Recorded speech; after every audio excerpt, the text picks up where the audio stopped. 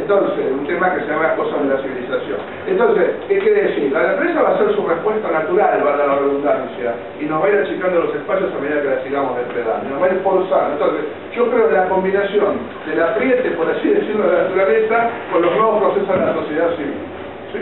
Y creo que por ese lado va la cosa. ¿Llegamos a tiempo? ¿No llegamos a tiempo? ¿Con qué costo? ¿Con qué sufrimiento? Bueno, esa es la gran pregunta.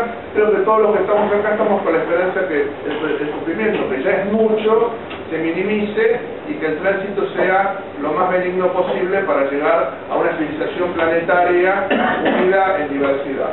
Bueno, y con este Jazmín que me pone acá me están diciendo suavemente que ya le toca el turno a mí.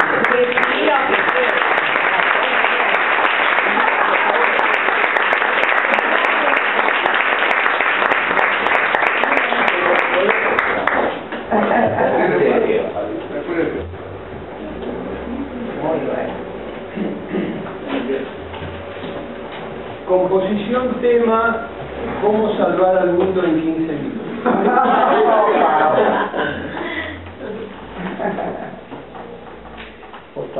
Hay algo que dijo Lucio que necesito clarificar antes de poner en foco mi aporte, porque si bien es cierto que en mi capítulo... Ay, perdón, hay muchas personas que están acá que no pudieron entrar, así que tienen que por favor si puede... ¿Cómo no? La voz, ¿cómo no? Esta la de atrás, bien. Hay una silla.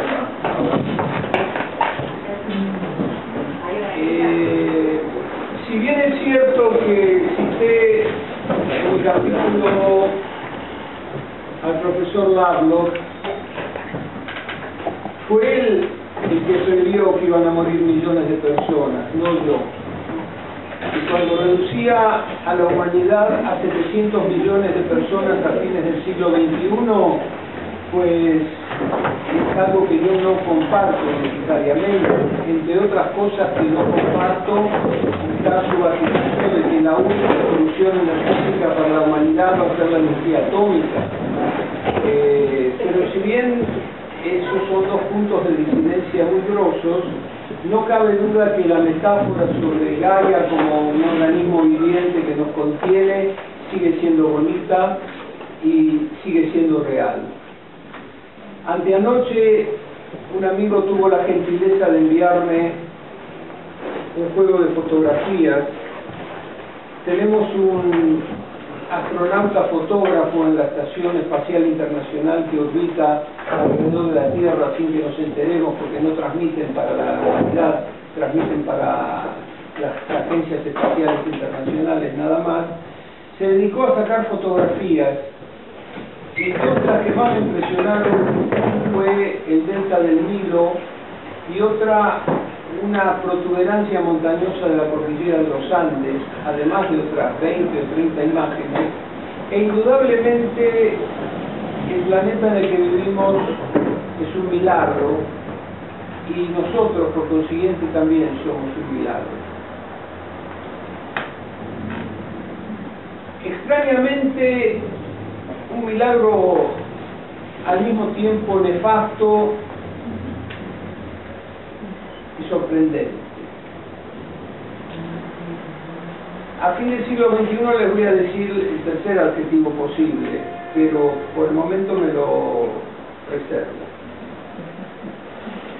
Curiosamente, esta humanidad a la que pertenecemos tiene capacidad de reacción más acelerada en los momentos patéticos y trágicos que en los momentos de abundancia y de plenitud.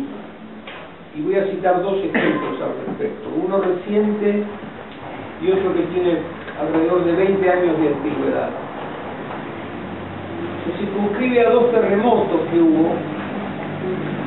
El reciente fue el de Japón, y como ustedes habrán notado, ya no está más en los diarios.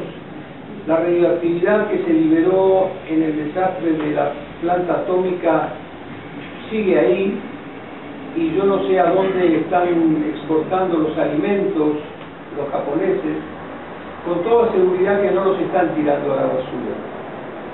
porque cuando se produjo Chernobyl, en la oportunidad yo estaba viviendo en Brasil, y desde la prensa brasileña se contaba, y acá nosotros oímos hablar de las papas de Chernobyl y de los pollos de Chernobyl que se importaron a la Argentina.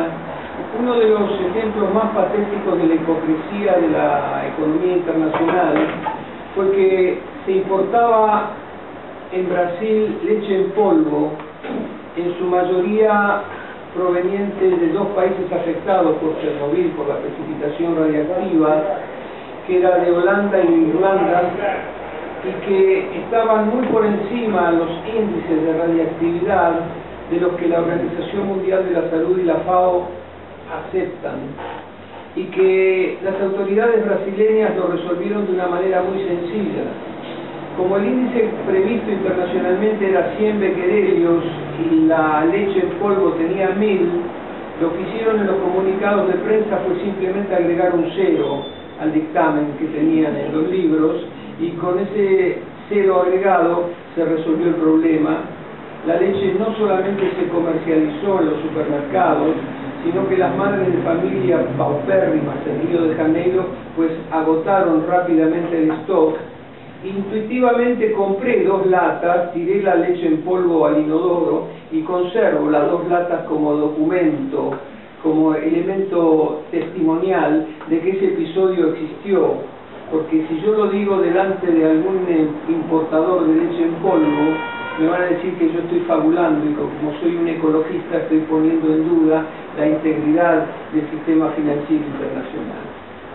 Pero estaban los 2 terremotos, y me faltaba mencionar uno que tuvo lugar en la Ciudad de México, que le pegó mucho más fuerte a la parte pobre de la capital mexicana que a los barrios finos, especialmente a un barrio que es una villa de emergencia llamado Tepito.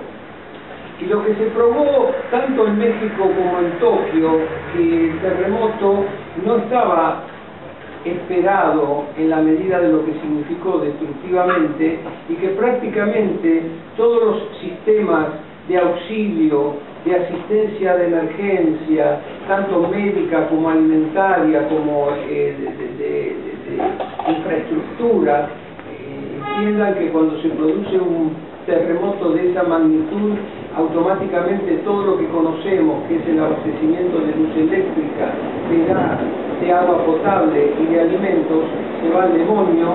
Entonces surge una cantidad de carencias radicales que causan a menudo más víctimas que las que causa el propio temblor de tierra. Y lo singular en ambas experiencias, tanto en Tepito como en Japón,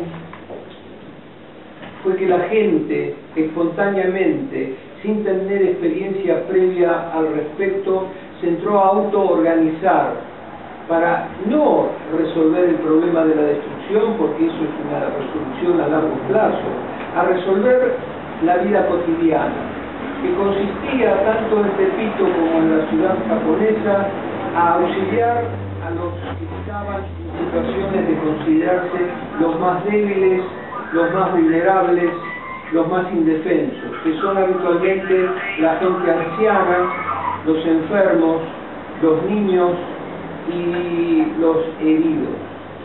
Y la infraestructura espontánea que tanto en México como en Japón se puso activamente a full fue la que evitó muchas desgracias y significó una experiencia de ayuda mutua o de asistencia recíproca, a partir de la cual me pegó muy fuerte también una serie de fotografías y un mail que mandó un argentino que estaba viviendo en una de las ciudades afectadas por el terremoto en Japón, de que se formaban espontáneamente brigadas de personas que se identificaban, por algo será, con un gorrito de color verde en Japón, que iban casa por casa con damajuanas a preguntar si precisaban agua, que es una de las necesidades fundamentales en cualquier emergencia de este tipo. Quiere decir que ni los gobiernos municipales ni las autoridades nacionales estaban en condiciones de dar respuesta a esa emergencia, y que era la propia gente la que se organizaba a sí misma. Y ese es el único capital que se suele llamar ambiguamente la sociedad civil, pero que no es una entidad maravillosa que está dando vueltas por allí en la tiniebla, sino que está aquí, en esta habitación. Tenemos que empezar a asumir que la sociedad civil somos nosotros. No es alguien que está en algún lado esperando que ocurra alguna desgracia para resolver los problemas de la base social, impactada por algún tipo de conmoción extrema. Y como conmoción extrema yo pongo al colapso argentino del año 2001. También pongo en condición de colapso otra noticia. Yo navego y me leo muchos diarios internacionales todas las mañanas por internet, de que se estima que en Estados Unidos, en lo que va de la crisis estructural, 3 millones de personas perdieron su casa por la cuestión de la crisis inmobiliaria y la ejecución de las hipotecas. Y, oh sorpresa, como ya está en campaña electoral, yo me siento con un poco de culpa mirando la tapa de este libro. Ayer o antes de ayer, Barack Obama, que está haciendo campaña para las elecciones del 2012, donde piensa ser reelecto, ha empezado a utilizar con mucha asiduidad en su discurso el concepto de equidad. Ha descubierto que hay gente que necesita equidad en Estados Unidos, porque hay otros millones de personas que van a seguir perdiendo su casa, y así como está sucediendo en la capital económica del globo, así está sucediendo en los países periféricos. Las estadísticas de Naciones Unidas ya tienen un grado de hipocresía y de desolación que supera la imaginación. Cuando nos dicen que hay arriba de 2.000 millones de personas que viven con $1,50 por día, cuando nos dicen que hay miles de personas que mueren de hambre diariamente, sumando esos agónicos alrededor de 1.300 millones de personas, y que de los 2.000 que están en la lona, 2.000 millones, hay 1.500 que nunca conocieron la electricidad, indudablemente el desarrollo, el progreso y otras metáforas decididamente han sido una mentira. Cuando leemos en los libros de historia que en determinado momento se abolió la esclavitud, también estamos ante una mentira. La esclavitud se abolió porque el esclavo dejó de ser rentable. Imaginen que un productor de algodón, ya sea en Estados Unidos o en alguna colonia europea en África, tenía X cantidad de esclavos.